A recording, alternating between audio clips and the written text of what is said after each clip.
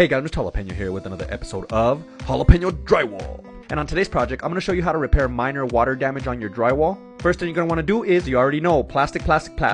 This way you keep everything nice and clean, especially here in the pantry room. And I'm just going to grab my 10-inch and scrape off the loose paint. The homeowners have a bathroom upstairs, but what happened was that the kids were splashing a little too much water out of the bathtub and it just caused a little bit of water damage. So just make sure you scrape all that loose paint. And I'm also going to remove this paper tape because it's not adhering to the wall anymore. If you just apply drywall mud over that loose tape, it's going to bubble up and you do not want that. Also, as you saw there, I did cut the tape a little bit with my blade. That way I don't pull more than I need to. I'm only removing that tape where the water loosened it up. And after you're done removing all that, I like to add a couple more screws to strengthen that drywall up against that stud or the I-joist. And to find the studs, you could always use the knock on the wall method, but if you want to just simplify stuff, just get a stud finder.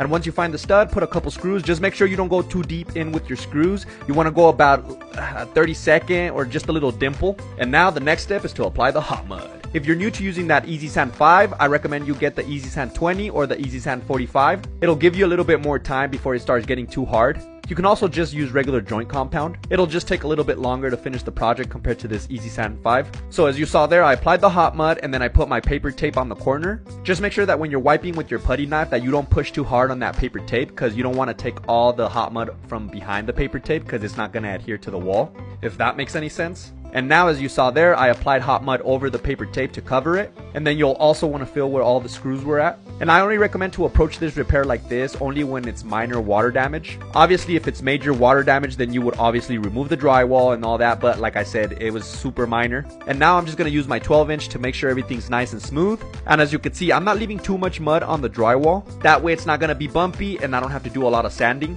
I am going to come back tomorrow to paint, but before I leave, I'm going to caulk the corner. That way when I come tomorrow and everything's nice and dry, it's going to be a nice corner there. Like and comment if you want to see part 2 of me painting this repair. Oh, and if you want to get any of the tools or materials I use here for these projects, go to the link in my bio, my Amazon storefront, and click on Drywall Repair Essentials. And that's pretty much it for today. Jalapeno Solutions. Boom!